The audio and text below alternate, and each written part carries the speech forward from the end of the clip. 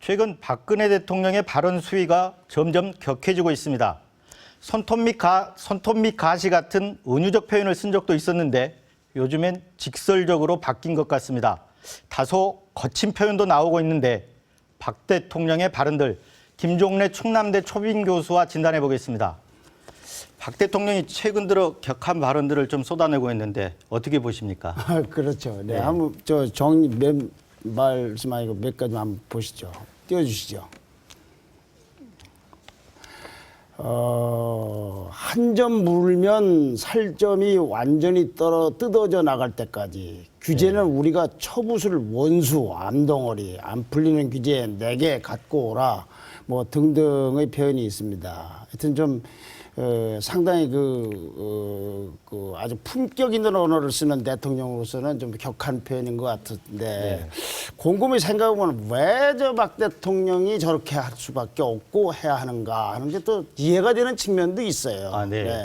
그런데 원래 박 대통령 하면 그 용어가 그렇죠. 세련되고 네. 네. 이렇게 절제돼 있기로 정평이 나 있지 않습니까? 네. 근데 요즘에 와가지고 좀 많이 바뀌셨죠. 좀 다소 거북하다는 느낌이 있을 정도까지 그런 것 같은데 왜 그렇습니까? 그러니까 지금 보면은 지금 국정을 운영하는 상황이 이게 참 간단치 않게 맥혀 있구나. 이제 뭐 전방위에 걸쳐서 지금 거의 뭐 전쟁 수준으로 지금 수행하고 있는 것이 아닌가. 이를테면은 그 비정상의 정상화를 네. 하자는 거, 이게 뭐가 나쁘냐. 다 옳고 우리가 가야 될 길이고 나라의 장래가 어둡게 보이는데 동지처럼 도와줄 원군, 함께 이 일을 해야 되고 머리를 맞대야 될 사람은 없고, 그러니까 참 고독하고 참 외로운 전쟁을 하고 있는 것이 아닌가 하는 생각도 좀 들어요. 그러니까 비정상화를 정상으로 돌리기 위한 전쟁을 하는데 외로운 전쟁이다. 예, 누가 이제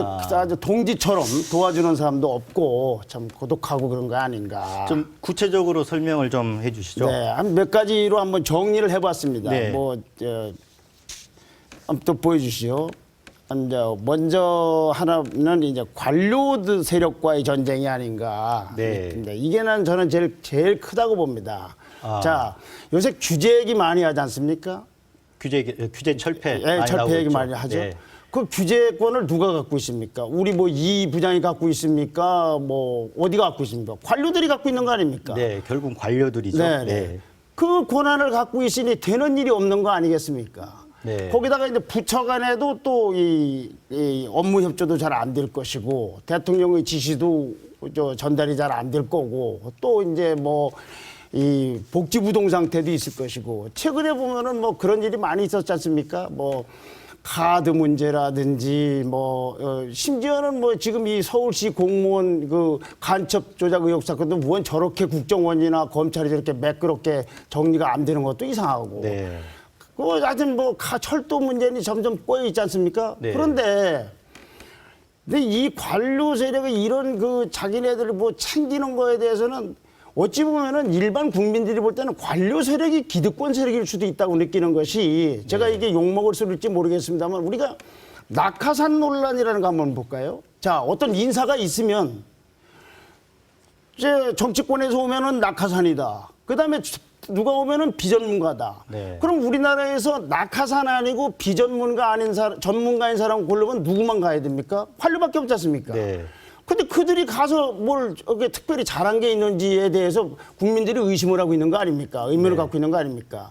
그리고 처음에는 대통령으로서는 아마 정치권으로부터는 일제 배제를 해서 그냥 딱 차단을 하고서 관료들을 믿고 우리나라를 그래도 여기까지 이끌어온 관료 세력의 그 훌륭한 엘리트들을 함께 해보려고 했던 것 같은데, 네. 지금 뭐 산산이 막히고 있지 않습니까? 최근에 가끔 물러나는 차관이라든지 이런 뭐 정부 부처뿐만 아니라 예천까지도 자꾸 이게 영 잘 안 움직이고, 어쩌다가 무슨 회의 같은 걸 하면은 다 아는 놈의 얘기 가져오고 오래전에 했던 거 가져오고 그러면 그거 하나만 얘기 하겠는가. 그래도 지금 박근혜 정부 내각에는 관료들이 비중 있게 포진하고 있지 않습니까? 그렇죠. 바로 이제 그게, 자, 그러면 이제 밑에 관료들만 그러면은 오히려 나은데, 네. 이렇게 해서 위에 있는 이 지금 장관들을 보면은 얼핏 보기에 그분들이 얼마나 애로사항이 있는지는 모르겠습니다만은 이 부처를 완전히 장악을 하고 있는지 네. 또는 업무를 완전히 파악을 하고 있는지 새로운 이제 행정을 하려고 할 생각이 있는지 지금 올라간 사람도 그렇지만은 밖에서 온 사람도 네. 그러니까 뭐 예를 들면 어떤 장관은 실언을 냈다든지 이런 것도 문제지만은 지금 남아있는 장관들 중에도 보면은 저분이 정말 관료들에게 휘둘리고 있는 것인지 아니면은 업무는 정확하게 100% 하고 있는지. 얼마 전에 철도 파업 때도 보면은 민영화는 꼭 악으로 나쁜 걸로 하는 그 누가 그렇게 설명을 하고 있습니까? 자꾸 안 하네 해가면서 그렇게 되지 않습니까? 그럼 결국은 장관의 리더십과 업무 장악 능력에 문제가 있다 이런 말씀이신가요? 그렇죠. 네. 나는 그렇게 봅니다. 네. 관료들 전체가 뭐 다 그런 건 아니겠습니다만은 네. 막혀 있는 부분에 관한은 그런 게 아닌가 싶어요. 네. 그리고 이거는 경제부처만이 문제가 아니라 통일부처든 뭐 사회부처든 검찰이든 국정원이든 거의 전반가 이렇게 있는 게 아닌가 싶어요. 그래서 관료들에게 둘러싸여 외로운 전쟁을 하고 있다 이런 말씀. 그것이 첫 번째죠. 그러다 보니까 격한 언사들이 나온다. 거기서 예. 나오는 게 아닌가 네. 싶고. 자, 그럼 두 번째 두 한번 보시죠. 번째는 한번 띄워주시죠. 공공개혁과의 전쟁. 네. 이거는 더하죠. 이제 중앙부처라든가 이거 관료보다도 네. 밖에 있는 이제 공기업이라든지 뭐 지방정부라든지 여기로 가면 훨씬 더 범위가 넓어지지 않습니까? 네. 지금 뭐 철도 파업 하나 하고 의료 사태만 갖고도 어려운데 이제부터도 해야 될 부분이 얼마나 많습니까? 적자 네. 같은 거 다 나는 건 아는데. 근데 여기서도 이 공공개혁을 할 때 가장 여기서 말하자면 단도리질을 하고 체크를 하고 격려를 하고 독려했 분은 바로 중앙부처 아닙니까? 네. 그런데 여기 있던 분들 중에 일부가 내려가서 있어서 거기는 또 노조 문제가 있지 않습니까? 네. 이렇게 결합이 되면은 적절히 타협을 하고 있는 걸 친정에 있는 후배들이 뭘 하는 게 있냐 이거죠. 네. 지금 공기업 인사에서 뭔 자리 하나가 비었을 경우에는 누가 가느냐 안 가느냐 갖고 얼마나 난린지는 귀만 열어보면 금방 들립니다. 어느 공기업이나 다 마찬가지예요. 누가 전직 나간 사람이 어떻게 하느냐, 잠시 쉬었던 사람이 가느냐, 기수가 어떠냐, 그러다가 저 정치권의 저먼저건 낙하산이다, 어서 오면은 비전문가다, 이런 게 지금 그 공기업, 답답한 일이죠. 네, 그렇죠. 공기업 개혁 같은 경우 노와 사가 한꺼번에 이해관계가 일치하지 않습니까? 그래서 그렇죠. 더 힘든 거죠. 그건 거기도 누가 가 있습니까? 대부분이 뭐 낙하산을 뭐 어떻다고 하고 네. 비전문가는 안 되고. 그럼 이분들이 가서 지금 오늘 적자가 늘어난지 줄었는지를 이분은 언제 취임을 했고 네. 무슨 일을 했는지를 다 공개가 되면 알 거 아닙니까? 네. 그래서 두 번째 이제 자, 세 번, 공정개혁과의 예, 전쟁이었고요. 세 번째 한번 설명 좀 세 번째는 해주시죠. 정치권과의 전쟁이죠. 네. 야당이 발목을 잡는 거는 오히려 있을 수 있는 겁니다. 네. 왜냐면 야당은 또 야당스러워야 되고 자기네들도 속된 말로 하면 먹고 살아야 될 거 아닙니까? 네. 문제는 여당도 문제가 있다고 봅니다. 네. 지금 저 지방선거 한번 보십시오.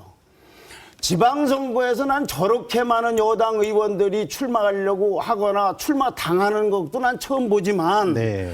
그럼 나왔으면 무슨 룰이 정해지면 그대로 따라야지. 뭐 아니면 나 탈당한다. 뭐 하면 나 출마하지 않는다.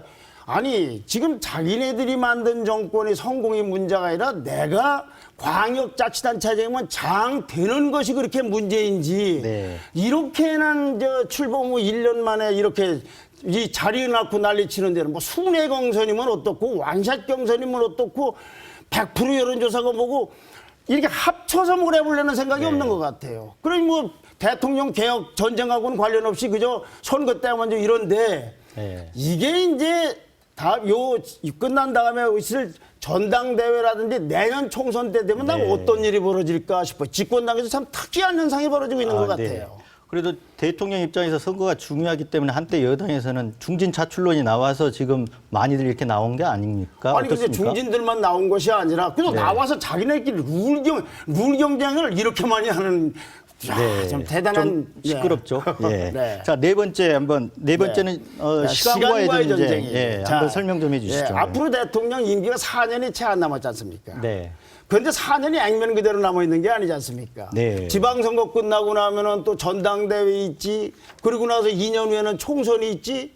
그리고 그 다음에는 2017년에는 대권 레이스가 시작될 거 아닙니까? 네. 이 시간이 점점 없어진다는 게 결국 정치적으로 뭘 의미합니까? 레임덕 아닙니까? 네.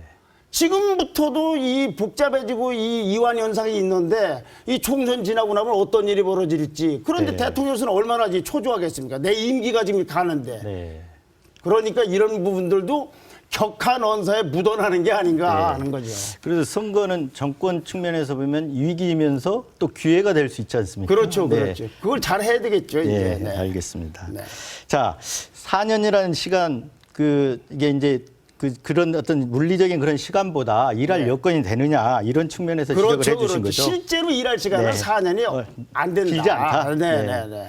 자, 그런데 참모들도 있지만 원래 정치 지도자나 대통령 네. 가장 중요한 결정을 할 때는 네. 혼자 해야 되지 않습니까? 그렇죠. 그래서 네. 마지막으로는 아마 자신과의 전쟁이 제일 애롭지 네. 않을까 싶어요. 네. 자, 이제 정치인으로서 내가 말을 하는 거에다가는 정치적 의미와 메시지는 어떻게 언어를 선택하며 담을 것인가, 어떤 자리에서는 뭘 할 건가, 심지어는 한복 입는 데까지도 그 신경을 써야 될 거 아닙니까? 정치적 네. 선택 아닙니까?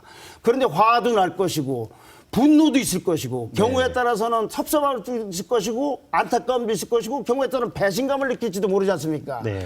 이걸 어떻게 컨트롤하느냐 네. 이 부분도 아마 굉장히 참 고독한 정말로 외로운 전쟁을 하고 있는 거 아닌가 그런 네. 것도 또한 언사에 묻어나고 있는 것이 아닌가 싶어요. 그러니까 지금 대통령이 그러면 화가 단단히 나 있다 이런 말씀이신가요? 화라기보다는 네. 하여튼 뭐 외롭다, 외롭다. 뭐 고독한 네.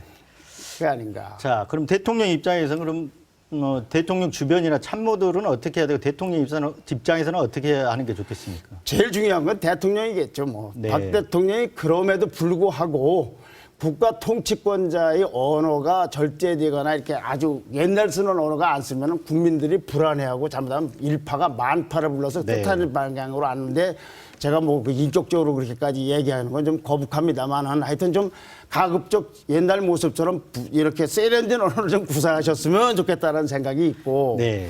그다음에 역시 소통 문제입니다. 네. 갤럽이 어제 조사한 여론조사 한번 결과를 보시죠.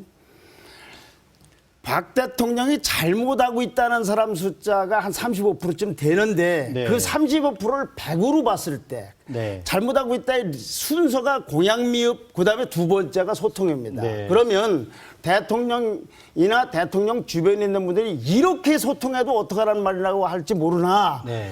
국민들이 이렇게 느끼고 있는 거니까 이걸 차라리 소통을 아주 부족이냐 충분하냐가 아니라 전쟁을 하듯이 해야 된다고요. 소통과의 전쟁이다. 그죠? 네. 그런 정도의 컨셉을 해야 되지 않을까 하는 생각이 들어요. 13%지만 이게 잘못하고 있다는 비중 중에서이기 때문에 굉장히 큰 수치다. 아니 큰 잘못하고 비중이다. 잘하고 있다가 한 55% 정도 되고 네, 잘 네. 못하고 있다는 것 중에서 13%라는 13%다. 것이죠. 네, 네. 네. 이걸 100으로 봤을 때. 네. 자, 그럼 소통에 박 대통령이 부족한 점이 소통이라면 그다음에 네. 이걸 극복하기 위해서는 어떤 점이 필요합니까? 글쎄, 하여튼 뭐 아까 말씀드린 대로 전쟁을 하듯이 네. 소통을 해야 되는 게 아닌가 싶고요. 네. 또 하나 말씀을 드리고 싶은 거는 언젠가는 하여튼 여권의 그 개각이라든지 청와대 비서실이나 진용이 개편될 거 아닙니까? 네. 개편되는 시기는 제가 알 수가 없으나 예를 들면 지방선거 후라든지 아니면 전당 7월 30일 날, 7월 14일 날 새누리당 네. 전당대 후라든지 7월 30일 날 재보선 재보선. 후라든지 예, 예. 언제가 될 때는 뭐 제 좁은 소견으로는 컨셉을 바꾸어서 네.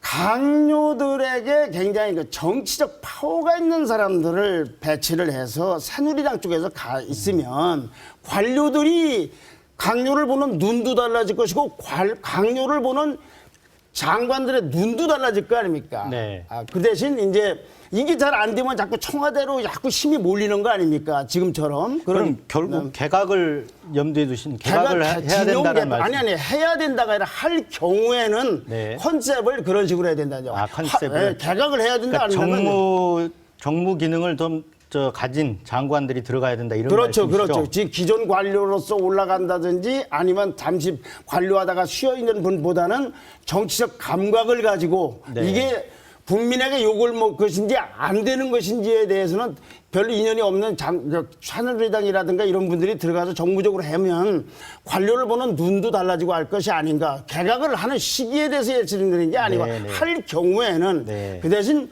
청와대를 좀 부드럽게 이렇게 하는 것이 어떨까? 언젠가 그런 의견을 말씀드리는 거죠. 그러니까 정무 기능을 강화하는 쪽으로 진용을 짜야 된다. 그렇죠, 예, 그렇죠. 예. 예. 자, 청와대는 그럼 어떻습니까? 청와대 컨셉은 그 아까 말씀드린 대로 이제 청와대가 이렇게 강요들이 이러니까 자꾸 이제 이 대통령을 보좌하는 입장에서는 그리 권한이 가거나 일이 많아지니 네. 강요들이 이렇게 되면 청와대는 원래의 개념대로 좀 이렇게 작고 부드럽고 조정 기능을 하는 쪽으로 이렇게 컨셉을 바꾸는 건 어떨까 하는 생각인 거죠. 지금 하라 그런 얘기 드리는 게 아니에요. 네.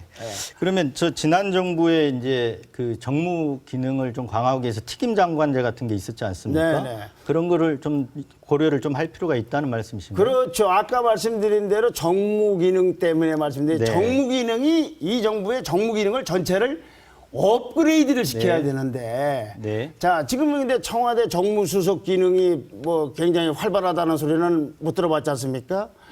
그런데 정치권에 대해서 기존 컨셉으로 안 하는 건 좋지만 그러나 정치적 판단은 여의도 정치하고 관계가 어떠하든 있어야 되는 거 아닙니까? 네. 그것이 소통하고도 관련이 있고 정부 내에서도 청와대와 강요도 또는 청와대와 새누리당도 새누리당 안에서도 또 야당하고도 그런 기능을 하는 사람이 있으면 어떨까 싶은데 네. 박근혜 대통령의 가장 의중을 잘 아는 분으로 분류되어 있는 최경환 현 예, 원내대표가 예. 네. 몇 차례나 이걸 공개적으로 네. 했는데 그건 뭐 호소에 가까운 게 아닌가 싶어요. 네, 알겠습니다. 오늘 여기까지 듣겠습니다. 오늘 말씀 감사합니다. 네.